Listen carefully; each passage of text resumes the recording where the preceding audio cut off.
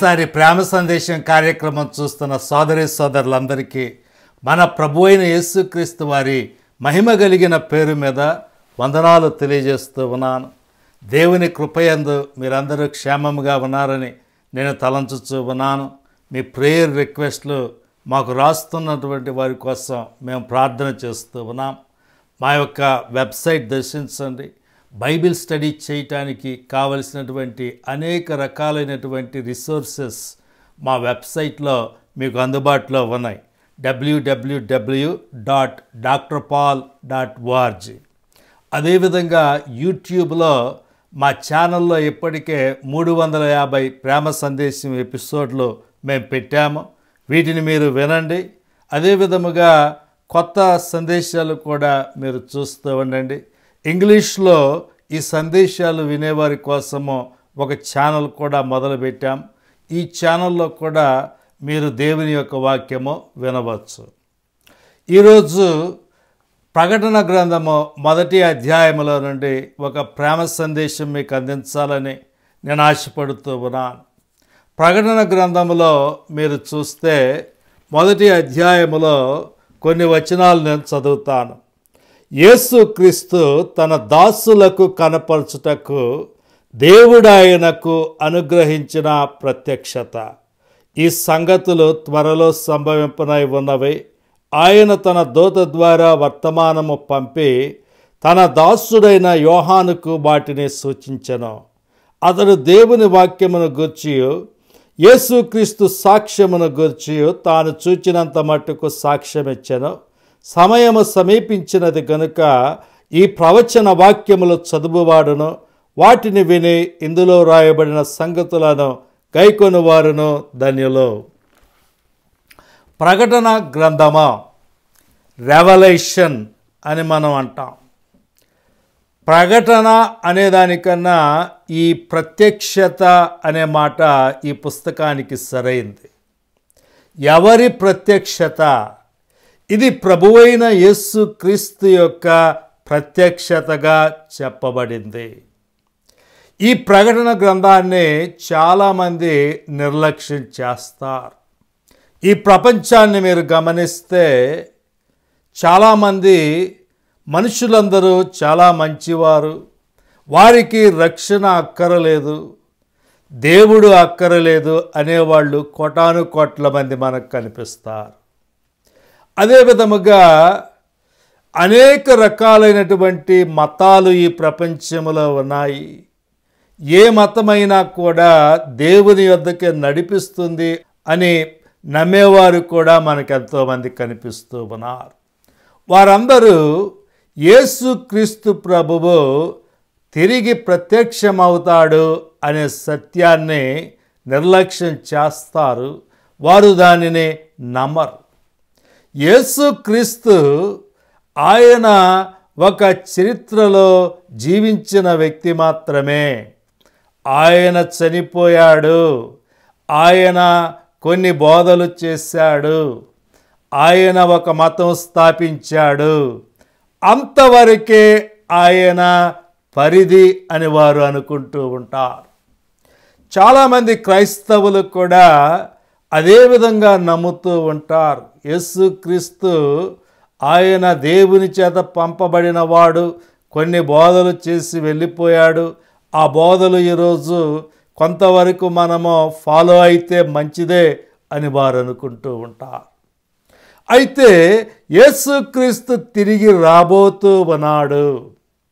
యేసుక్రీస్తు గొప్ప ప్రత్యక్షతతో, గొప్ప దేవుని శక్తితో, దేవుని మహిమతో తిరిగి రాబోతూ ఉన్నాడు అనే సత్యము వారు నమ్మరు.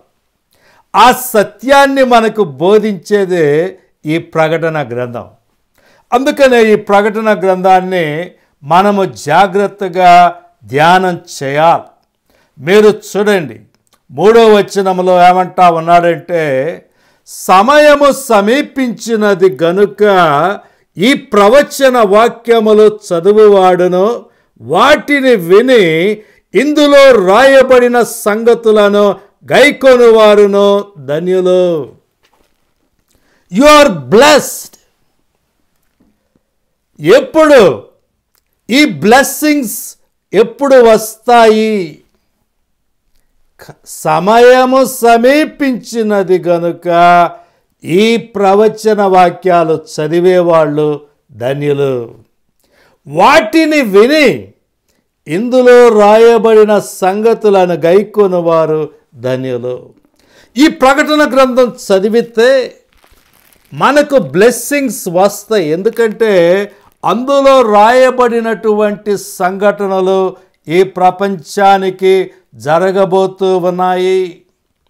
ఈ యొక్క ప్రకటన గ్రంథాన్ని బట్టి మనము దేవుని యొక్క ప్రణాళికను అర్థం చేసుకుంటూ ఉన్నాం. అదే విధముగా మన చుట్టూ ఉన్నటువంటి నశించిన ఆత్మలకు కూడా మనము యేసుక్రీస్తు సువార్త ప్రకటించటానికి ఈ ప్రకటన గ్రంథము మనలను ఎప్పుడు ప్రేరేపిస్తూ ఉంటుంది. 2వ కొరింథీయులకు రాసిన పత్రిక 5వ అధ్యాయములో మీరు ఒక మాట చూడండి. 2వ కొరింథీయులకు రాసిన పత్రిక 5వ అధ్యాయము 11వ వచనములో ఏమంటా ఉన్నాడంటే, కావున మేము ప్రభువు విషయమైన భయము నెరిగి మనుష్యులను ప్రేరేపించుచున్నాము. ప్రభువు విషయమైన భయము ఎరిగి మనుష్యులను ప్రేరేపించుచున్నాం. ప్రకటన గ్రంథములో దేవుని యొక్క తీర్పులు కొమ్మరించబడటం మనం చూస్తూ ఉన్నాం. పాపము మీద, అవిధేయత మీద, హింస మీద, దేవునికి లోబడిన వారి మీద దేవుడు గొప్ప తీర్పులు తీర్చబోతూ ఉన్నాడు. ఆ మహిమ కలిగిన దేవునికి నీవు భయపడుతూ ఉన్నావా? ఆ పరిశుద్ధుడైన దేవునికి నీవు భయపడుతూ ఉన్నావా? పౌలు గారు ఏమంటా ఉన్నాడంటే, మేము ప్రభువు విషయమైన భయము ఎరిగి మనుషులకు సువార్త ప్రకటిస్తూ ఉన్నాం. అది కూడా ఒక ధన్యత. ఈ రోజున మనం సువార్త ఎందుకు ప్రకటిస్తూ ఉన్నాం? దేవుని యొక్క మహిమ కోసం నీవు ఏ విధముగా సిద్ధపడ్డావు? యేసుక్రీస్తు ప్రభు యొక్క రాకడ కోసము నువ్వు ఏ విధముగా సిద్ధపడ్డావు? ఈ రాకడలో 2 భాగాలు మనకు కనిపిస్తూ ఉన్నాయి. మొదటిది ర్యాప్చర్. ఈ ర్యాప్చర్ యేసుక్రీస్తు ప్రభువు తన యొక్క విశ్వాసుల కొరకు మధ్యాకాశానికి వస్తాడు. 1వ దశలోనికి రాసిన పత్రిక 4వ అధ్యాయములో దాని గురించి మనం విపులంగా చదువుతూ ఉన్నాం. ఆయన దేవుని బోరతో ప్రధాన దూత శబ్దముతో రాబోతూ ఉన్నాడు అని మనం అక్కడ చూస్తూ ఉన్నాం. ఆయన వచ్చి క్రైస్తవ విశ్వాసులను ఈ భూమి మీద నుండి తీసుకొని వెళ్ళిపోబోతూ ఉన్నాడు.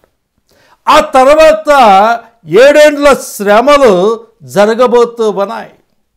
ఆ 7 ఏండ్ల శ్రమల తర్వాత యేసుక్రీస్తు ప్రభువుతో పాటు విశ్వాసులందరూ ఈ భూమి మీదకు రావటం, ఆయన తన 1000 ఏళ్ల పాలనను ఈ యొక్క భూమి మీద చేయటం మనం చూస్తూ ఉన్నాం.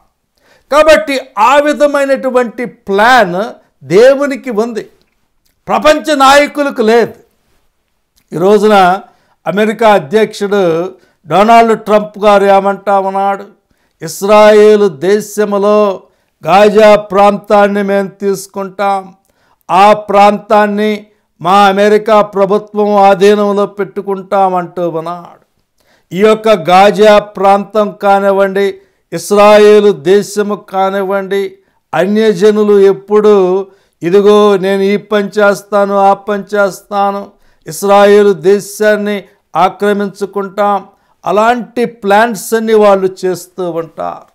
అయితే ఇశ్రాయేలు దేశము పట్ల దేవునికి కూడా ఒక ప్లాన్ ఉంది. యేసుక్రీస్తు ప్రభువు కూడా దాని పట్ల ఒక ప్లాన్ ఉంది అని బైబిల్ మనకి స్పష్టంగా తెలియజేస్తూ ఉంది. యేసుక్రీస్తు ప్రభువు యొక్క ప్లాన్ వీరు తెలుసుకోవాలి. డొనాల్డ్ ట్రంప్ కూడా ఈ యొక్క ప్రకటన గ్రంథం చదివి, అయ్యో నాకు రకరకాల ప్లాన్స్ ఉన్నాయి, కానీ దేవుని ప్లాన్ ఏంటి అన్నది నేను చూశానా లేదా అని ఆయన ఆలోచించాలి. దేవునికి ఒక ప్లాన్ ఉంది. అపోస్తల కార్యములు 1వ అధ్యాయములో మీరు చూడండి. అదే విధముగా మత్తయి సువార్త 24వ అధ్యాయము చదవండి. దానియేలు గ్రంథము 7వ అధ్యాయము చదవండి. జకర్యా గ్రంథము 12వ అధ్యాయము చదవండి. ఆ 4 అధ్యాయాల్లో యేసుక్రీస్తు ప్రభువు రెండవసారి రాబోతూ ఉన్నాడు. ఆయన ఏ విధముగా యెరూషలేము నుండి పరలోకానికి వెళ్ళాడో అదే విధముగా అదే ఒలీవల కొండ మీద పాదము మోపి ఆయన ఈ భూమి మీదకి రాబోతూ ఉన్నాడు అని ఆ 4 అధ్యాయాల్లో మనకు స్పష్టముగా తెలియజేస్తూ ఉన్నారు. మనము దానికి సిద్ధపడ్డామా లేదా? క్రైస్తవ సంఘము సిద్ధముగా ఉందా? పద్మాసు ద్వీపములో యేసుక్రీస్తు ప్రభువు యోహాను గారికి ప్రత్యక్షమై ఈ ప్రకటన గ్రంథము రాయించడం జరిగింది. ఆయన 4వ వచనంలో ఏమని చెబుతా ఉన్నాడంటే, యోహాను ఆసియాలో ఉన్న 7 సంఘములకు శుభమని చెప్పి రాయునది. ఆసియాలో అంటే ప్రస్తుత టర్కీ దేశంలో 7 సంఘాలు ఉండేవి. ఆ 7 సంఘాలకు ఈ ప్రకటన గ్రంథము ఆయన రాశాడు. అయితే ఈ ప్రకటన గ్రంథము అన్ని సమయాల్లో ఉన్నటువంటి అన్ని క్రైస్తవ సంఘాలకు ఇది రాయబడింది. దేవుని యొక్క ప్రణాళిక ఏమిటి అని మనం తెలుసుకోవాలి అని దేవుడు కోరుకుంటూ ఉన్నాడు. యోహాను గారు ఏమంటా ఉన్నాడో చూడండి. వర్తమాన భూత భవిష్యత్ కాలములలో ఉన్నవాని నుండి ఆయన సింహాసనము ఎదుట ఉన్న 7 ఆత్మల నుండి నమ్మకమైన సాక్షియు మృతులలో నుండి ఆది సంభూతుడుగా లేచిన వాడును భూపతులకు అధిపతియునైన యేసుక్రీస్తు నుండి కృపా సమాధానములు మీకు కలుగునుగాక. ఆ ఇంట్రొడక్షన్ చెప్పుకోవడానికి మనకి సమయం అంతా అయిపోతుంది. యేసుక్రీస్తు ప్రభువు యొక్క మహిమను మీరు చూడండి. ఈ ప్రత్యక్షత యోహానుకు ఇచ్చినటువంటి యేసుక్రీస్తు ప్రభువు ఎవరు? ఆయన వర్తమాన భూత భవిష్యత్ కాలములలో ఉన్నవాడు. వర్తమాన భూత భవిష్యత్ కాలములో ఉన్నవాడు ఎవరు? 8వ వచనంలో ఏమంటా ఉన్నాడంటే, ఆల్ఫాయు ఒమేగయు నేనే, వర్తమాన భూత భవిష్యత్ కాలములలో ఉండువాడను నేనే అని సర్వాధికారియు దేవుడు నగు ప్రభువు సెలవిచ్చుచున్నాడు. ఈయన ఆల్ఫా ఒమేగా, మొదటివాడు కడపటివాడు, ఆది అంతమో దేవుడు, సర్వాధికారి అయినటువంటి ప్రభువు. అంత గొప్ప శక్తి ఉంది కాబట్టి ప్రపంచం మొత్తాన్ని ఆయన తన దృష్టితో కంట్రోల్ చేస్తూ ఉన్నాడు. అంత శక్తి కలిగినటువంటి వాడు చెబుతున్నాడు కాబట్టి మనం వినాలి. 5 సంవత్సరాల క్రితము ఇదే సమయంలో మార్చి నెలలో మన దేశము లాక్డౌన్లో ఉంది. 21 రోజుల పాటు 140 కోట్ల మంది ప్రజలు కరోనా లాక్డౌన్లో ఉన్నారు. వారిని లాక్డౌన్లో పెట్టింది ఎవరు? భారత ప్రధానమంత్రి. ఒక మున్సిపల్ చైర్మన్ చెప్పాడు అనుకోండి, రేపటి నుండి భారతదేశం మొత్తం లాక్డౌన్లో ఉంటుంది. ఒక మున్సిపల్ చైర్మన్ చెబితే మనము భయపడతామా? మనము ఆ మాటలు నిజమే అనుకుంటామా? అనుకోం. ఈయనకి నిజంగా అంత శక్తి లేదు లేవయ్యా. ఈయన ఒక మున్సిపల్ చైర్మన్ మాత్రమే. భారతదేశం అంటే కాశ్మీరు నుండి కన్యాకుమారి వరకు 140 కోట్ల మంది ప్రజలు, వారందరినీ 40 రోజులు లేకపోతే 20 రోజులు లాక్డౌన్లో పెట్టే అధికారము ఈయనకి ఎలా ఉంటుంది అని మనం అనుకుంటాం. అయితే భారత ప్రధానమంత్రి చెప్పాడు అనుకోండి, ఇదిగో ఈ భారతదేశం మొత్తాన్ని నేను లాక్డౌన్లో పెట్టబోతూ ఉన్నాను అంటే మనం వెంటనే ఆయన మాటలు నమ్ముతాం. ఎందుకని? ఆయనకు అంత శక్తి ఉంది. భారతదేశం మొత్తాన్ని లాక్డౌన్లో పెట్టే శక్తి ప్రధానమంత్రి గారికి ఉంది అని మనం నమ్ముతాం. ఈ ప్రపంచ ప్రజలందరినీ లాక్డౌన్లో పెట్టే శక్తి ఎవరికి ఉంటుంది? 7 సంవత్సరముల పాటు ఆ మహా గొప్ప శ్రమల కాలములో ఈ ప్రపంచం మొత్తాన్ని యేసుక్రీస్తు ప్రభువు ఒక లాక్డౌన్లో పెట్టబోతూ ఉన్నాడు. నిజంగా ఆయనకు అంత శక్తి ఉందా? యోహాను గారు ఏమంటా ఉన్నాడంటే ఆయనకు అంత శక్తి ఉంది.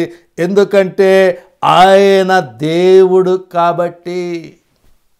యేసుక్రీస్తు ప్రభు యొక్క దైవత్వము, యేసుక్రీస్తు ప్రభు యొక్క మహిమ, ఆయన యొక్క గొప్ప శక్తి యోహాను ఇక్కడ మనకు చక్కగా వివరిస్తూ ఉన్నాడు. మనము మిగిలినటువంటి ప్రకటన గ్రంథము చదివే ముందు అస్సలు వీటిని చేసేటటువంటి శక్తి యేసుక్రీస్తుకు ఉందా లేదా అనేటటువంటి ప్రశ్నకు యోహాను గారు సమాధానం చెబుతూ ఉన్నాడు. ఈ యేసుక్రీస్తు గొప్ప శక్తితో ఈ ప్రపంచానికి తిరిగి వచ్చి అవిశ్వాసులకు తీర్పు తీర్చబోతూ ఉన్నాడు. ఆయనకు ఆ శక్తి ఉంది. ఎందుకంటే ఆయన వర్తమాన భూత భవిష్యత్ కాలములో ఉన్నటువంటి వాడు, ఆల్ఫా ఒమేగా, మొదటివాడు కడపటివాడు, ఆది అంతము అయ్యున్నటువంటి వాడు. ఆ మాటలు కేవలము దేవుని యొక్క మాటలు. నేను ఉన్నవాడను అనువాడను అన్నాడు దేవుడు మోషే గారితో. నిర్గమాకాండం 3వ అధ్యాయంలో మనం చదువుతాం, I am who I am. అదేవిధంగా యేసుక్రీస్తు ప్రభు కూడా ఇక్కడ అదే విధమైనటువంటి మాట వాడుతూ ఉన్నాడు. నేను ఉన్నవాడను అనువాడను. 2000 సంవత్సరముల క్రితము, కేవలము 33 సంవత్సరములు, అది మాత్రమే నా జీవితము కాదు. నేను వర్తమాన భూత భవిష్యత్ కాలములలో ఉన్నవాడిని. ఆ తర్వాత మీరు చూడండి, ఆయన సింహాసనము ఎదుట ఉన్న 7 ఆత్మల నుండి పరిశుద్ధాత్ముడు కూడా ఇక్కడ మనకు కనిపిస్తూ ఉన్నాడు. ఇక్కడ 7 ఆత్మలు అంటే 7 రకరకాల ఆత్మలు కాదు, ఒక్క పరిశుద్ధాత్ముడే. 7 అంటే సంపూర్ణతకు అది సూచనగా ఉంది. ఆయన పరిపూర్ణమైనటువంటి పరిశుద్ధాత్ముడు అక్కడ మనకు కనిపిస్తూ ఉన్నాడు. అంటే ఇది దైవిక త్రిత్వములో ఉన్నటువంటి 3 వ్యక్తుల సముదాయం, తండ్రి, కుమారుడు, పరిశుద్ధాత్ముడు. ఈ 3 వ్యక్తులు కలిసి ఈ 2వ రాకడను వారు ప్లాన్ చేశారు. 5వ వచనంలో ఏమంటా ఉన్నాడంటే నమ్మకమైన సాక్షియు. ఆయన నమ్మకమైన సాక్షి, ఎ ఫెయిత్ఫుల్ విట్నెస్. ఈ సాక్షి ఆయన సర్వకాలాల్లో సర్వ ప్రాంతాల్లో ఉన్నటువంటి సాక్షి. ఏదన్నా జరిగిందనుకోండి, మనం సాక్షుల్ని పిలుస్తాం. అయ్యా, ఈ యొక్క సంఘటన ఈ ప్రాంతంలో జరిగింది, లేకపోతే అమ్మ ఈ ప్రదేశంలో ఈ యొక్క నేరము జరిగింది, నువ్వు అక్కడ ఉన్నావా?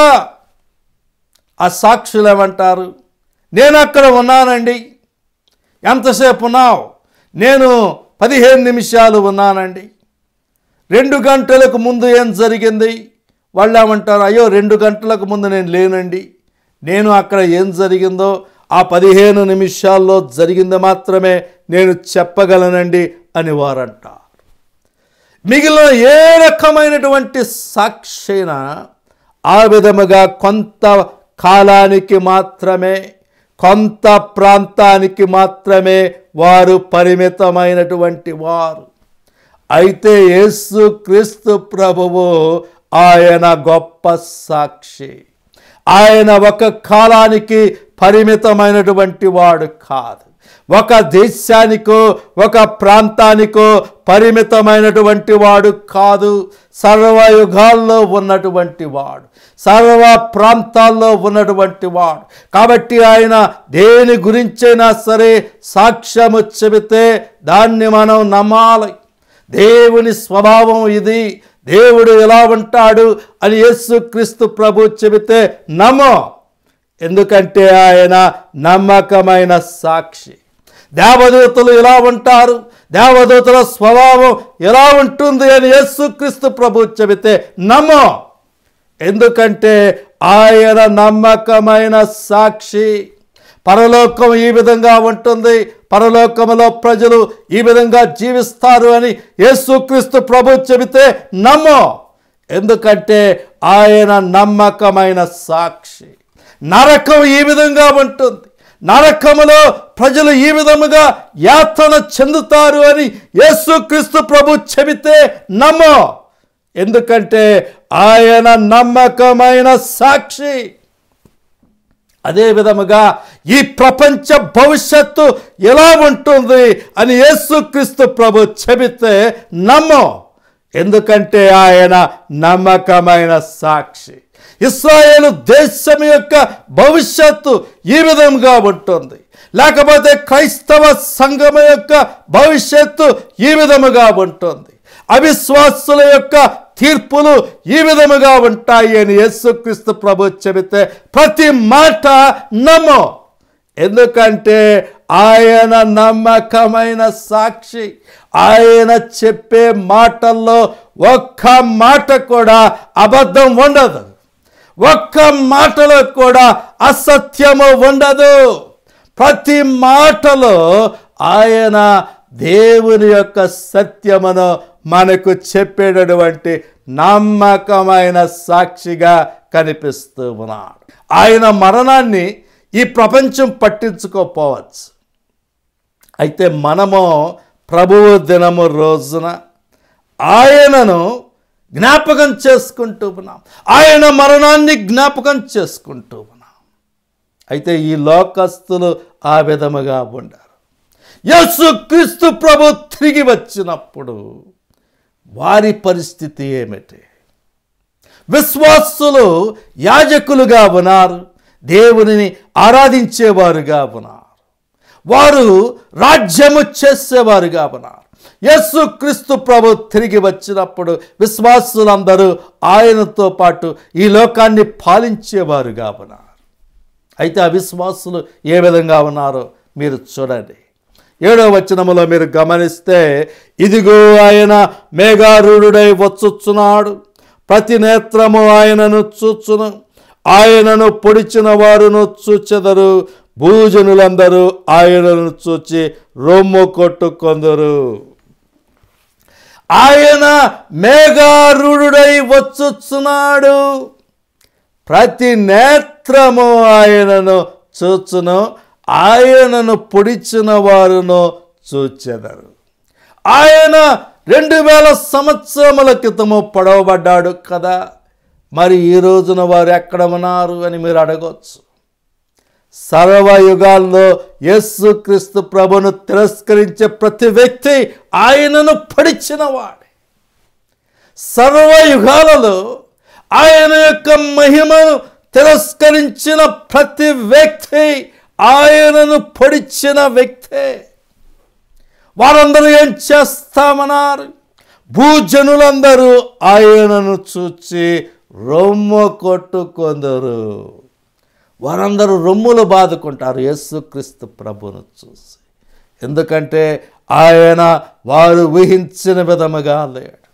మేము చెప్పుకున్న యేసుక్రీస్తు కేవలము చరిత్రలో ఉన్న వ్యక్తి మాత్రమే. మేము చెప్పుకున్న యేసుక్రీస్తు ఒక యూదుడు మాత్రమే, ఒక వడ్రంగివాడు మాత్రమే, ఒక బోధకుడు మాత్రమే. అయితే ఈయన ప్రపంచం మొత్తాన్ని శాసించే గొప్ప రాజుగా మా మీదకు వచ్చాడు. మేము అనుకున్నట్లుగా ఆయన లేడే అని వారందరూ రొమ్ములు బాదుకుంటూ ఉన్నారు. ఈ రోజున మీరు ఏ స్థితిలో ఉన్నారో మీరు ఆలోచించుకోవాలి. యేసుక్రీస్తు ప్రభువు తిరిగి వచ్చినప్పుడు మీరు ఆయన యొక్క ప్రేమపూర్వక ఆహ్వానాన్ని అందుకొని పరలోకమునకు ఎత్తబడేటటువంటి విశ్వాసుల సమూహములో ఉన్నారా, లేక రొమ్ములు బాదుకొని ఆయన ఉగ్రతకు బలైపోయే గుంపులో ఉన్నారా? మీరు యేసుక్రీస్తు ప్రభు రక్తము చేత మరి కడుగబడి పాపక్షమాపణ పొందాలన్నదే నేటి మా ప్రేమ సందేశం. ప్రియమైన యేసుక్రీస్తు ప్రభు, మరోసారి మీ ఘనమైన నామమునకు వందనములు స్తుతులు చెల్లిస్తూ ఉన్నాం. ఈరోజున ప్రకటన గ్రంథములో నుండి కొన్ని మాటలు మేము చూడటానికి మీరు ఇచ్చినటువంటి యొక్క సమయమును బట్టి మీకు వందనములు స్తుతులు చెల్లిస్తూ ఉన్నాం. రక్షణ పొందిన వారు రక్షణ పొందటానికి సహాయం చేయండి. అవిశ్వాసులుగా ఉన్నటువంటి వారు మారు మనసు పొందటానికి సహాయం చేయండి. అదేవిధముగా విశ్వాసులను ఈ యొక్క మాటల చేత మీరు ఆదరించండి, ప్రోత్సహించండి. అనారోగ్యముతో బాధపడుతున్నటువంటి సోదరి సోదరులను మీరు ముట్టి స్వస్థపరచవలసిందిగా ప్రార్థిస్తూ ఉన్నాం. ఈ ప్రార్థన మా ప్రభువును మా రక్షకుడైన యేసుక్రీస్తు వారి ఘనమైన నామములో ప్రార్థించి అడిగి వేడుకొనుచున్నాము తండ్రి, ఆమేన్. తిరిగి వచ్చేవారు మరోసారి కలుద్దాం. సకలము సంపాదించితిమి, శాపమునందు చుట్టబడితిమి, సర్వముందేదము మరలా. నష్టమునంతటిని మరలా